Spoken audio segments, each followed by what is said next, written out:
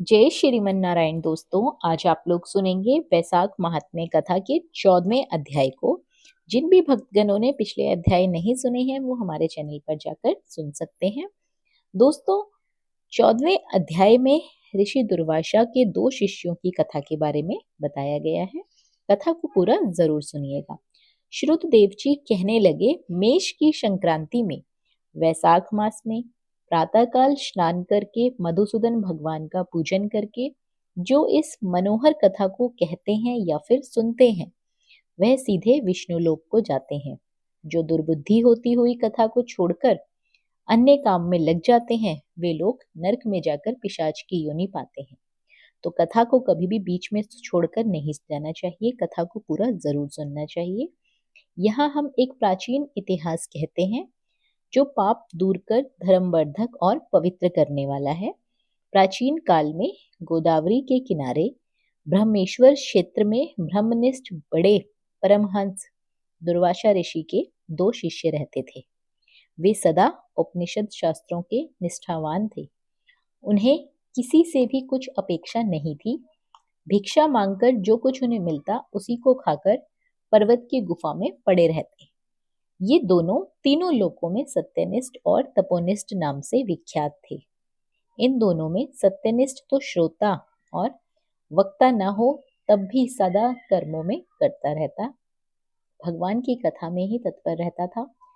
परंतु जो कोई पुण्य रूपी कथाओं की व्याख्या करता था तो उसके सुनने के समय वह संपूर्ण कर्मों को भी छोड़ देता था और श्रोताओं के प्रति स्वयं कथा कहता था। वह बिना कथा श्रवण किए अन्न ग्रहण नहीं करता था। कथा समाप्त होने के बाद ही अपने नित्य प्रतिदिन के कार्य किया करता था। अतएव जो मनुष्य ऐसी कथा सुनते हैं उनको जन्म के बंधन नहीं व्यापते और विष्णु भगवान में सच्ची भक्ति तथा स्नेह उत्पन्न होता है। साधु महात्माओं में सुहृदयता उत्पन्न होती है, सत्य बुद्धि प्राप्त होती है। सत्य बुद्धि से वेद में मति उत्पन्न होती है, वेद से ज्ञान तथा ज्ञान से ध्यान उत्पन्न होता है और निरंजन निर्गुण ब्रह्म उनके हृदय में आकर विराजते हैं। परंतु जहाँ साधु महात्मा ना हो, तुलसी जी ना हो, विष्णु भगवान का मंदिर ना हो अथवा कथा ना होती हो, वहां यदि साक्षात गंगा जी का किनारा ही क्यों ना हो वो भी त्याग देना चाहिए, क्योंकि वहां का मरा हुआ प्राणी 100 जन्म तक कुत्ते की योनि पाता है अथवा अंधता मिश्र नरक में पड़ा रहता है। उपनिषद विद्या का विचार कर मुनि सदा विष्णु की भक्ति तथा कथा श्रवण करने में तत्पर रहता था। दूसरा जो तपोनिष्ठ नाम से शिष्य था वह बड़ा ही दुरात्मा बुद्धि का था। वह ना तो जीवा से कभी विष्णु भगवान की कथा कहता था, ना ही अपने कानों से कभी विष्णु भगवान की कथा को सुनता था। तीर्थ स्नान करने जाता तो वहां पर होती हुई कथा भी तप में विघ्न न पड़ जाए इस डर से छोड़कर आ जाता था। श्रोता और वक्ता कोई भी उस कर्मनिष्ठ के निकट होकर ग्रह के लिए कार्य के लिए नहीं निकलता। उस दुरात्मा दुर्बुद्धि ने इस प्रकार से अपना सब समय बिता दिया और जब अपना शरीर छोड़ा तब वह शमी के वृक्ष पर छिन्नकर्ण नाम का महाबलवान पिशाच बना। आश्रयहीन क्षुधा से व्याकुल हो उसका कंठ, ओष्ठ और तालु सूख गए। ऐसे अत्यंत दुखी हो अपने किए गए कर्मों के ऊपर विचार करता हुआ उन्मत्त की तरह इधर उधर वो घूमता भटकता रहा। इस प्रकार उसके 10 सहस्त्र वर्ष बीत गए। उसे अपना कोई रक्षक दिखाई नहीं दिया। उस अकृतात्मा की देह पर पवन अग्नि जैसे था, जल कलंगनी के तुल्य और फल पुष्पादि के विषय के सदृश मालूम होते थे। इस प्रकार वह उस सुनसान वन में साधु संग व कथा के रहित आश्रयहीन स्थान में भटकता रहा। कदाचित दैवयोग से सत्यनिष्ठ पैठनसीपुरी में आया। मार्ग में क्षुधा से पीड़ित, दुखी और बुरी तरह से रोते हुए छिन्नकर्ण नाम के उस पिशाच को आते हुए देखा। उसे देखकर वह मुनि कहने लगा, डरो मत, तू कौन है? तेरी ये दशा कैसे हुई सो मुझे बताओ।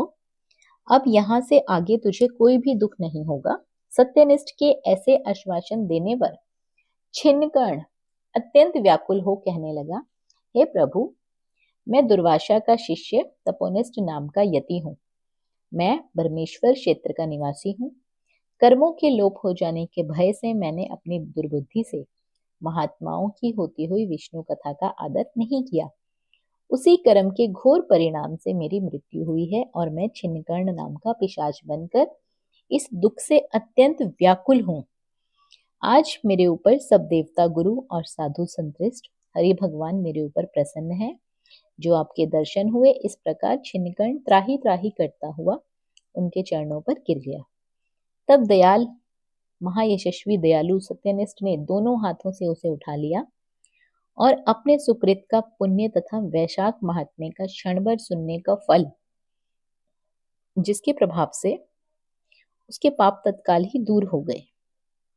पिशाच की योनि छोड़कर वो दिव्य देह धारण करके महामुनि की परिक्रमा की तथा परिणाम करता हुआ दिव्य विमान में बैठकर विष्णुलोक की ओर चला गया, जहां पर सत्यनिष्ठ पैठनसी पुरी को गया।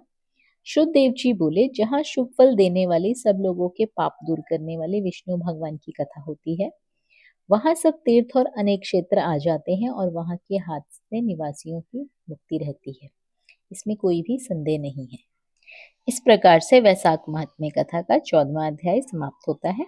आगे के अध्याय को सुनने के लिए चैनल को सब्सक्राइब जरूर कर लीजिए।